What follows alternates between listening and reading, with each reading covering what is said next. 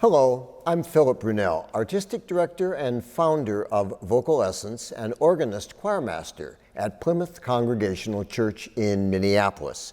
So every day that we have done this program, now about 130 plus composers, it's been a different composer, one that's had a role to play with one or both of these organizations, and many of them are names that are from the past or the present that you know, and then some come along and you go, this is one I don't know about. Well, that might be the case with today. It's the composer Theodore Dubois, D-U-B-O-I-S. He was famous for many years, and occasionally his music still comes along. He was a French composer, of course. He was an organist, he was a teacher, and today he's probably best known because he wrote a very important treatise on counterpoint and fugue. He taught, of course, at the Paris Conservatoire and was the director there from 1896 to 1905. I forgot to mention he was born in 1837, died in 1924. He was definitely from the old school. So as the director at the Conservatoire, for instance, he did not wish to have them hear the music of Ravel, who was this new guy. And when Debussy wrote his opera Pélias, he forbade the students to go hear it. They did anyway. He was the organist at the Madeleine Church in Paris. Then he succeeded César Franck as organist at Saint-Clotilde, but then he went back to the Madeleine to succeed Saint-Saëns as the organist. He wrote operas, chamber music, lots of music. He has an organ piece that's a toccata that's still heard and played. It's a nice little postlude piece. I first got to know his music in high school.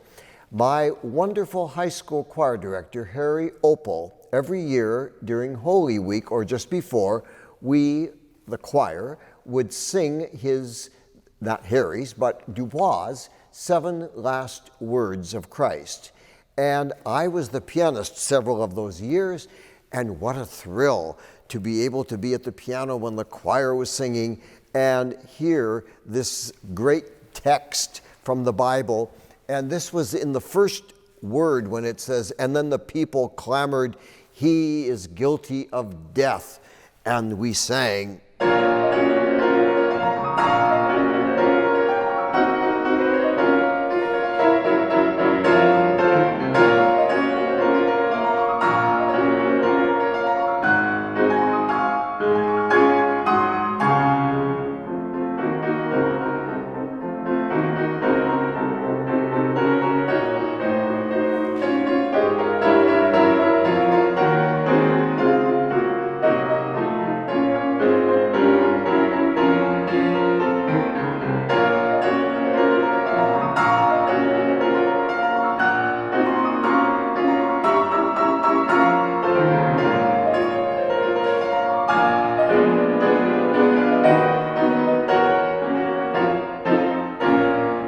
and on it goes from there.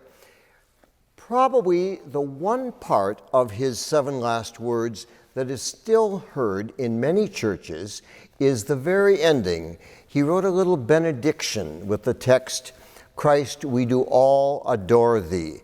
And that little moment, which of course can be done by itself, a cappella, is a beautiful, lovely closing to all of the 7 Last Words.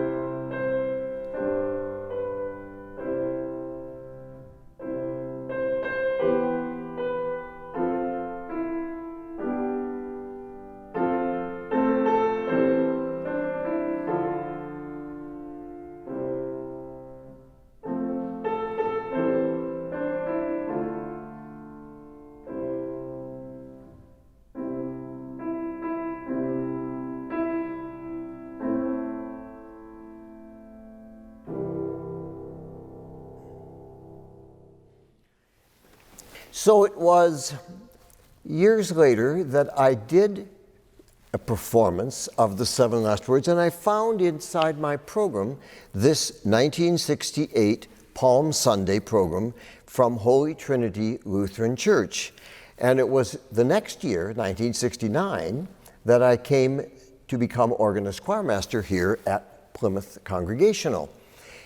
I mentioned also that he had written a number of piano pieces, Dubois, that is, and he wrote this series of pieces called The Hours. There are 6 of them, and the one I'm going to play for you is the one entitled Dream Hour, Heure Rêvée.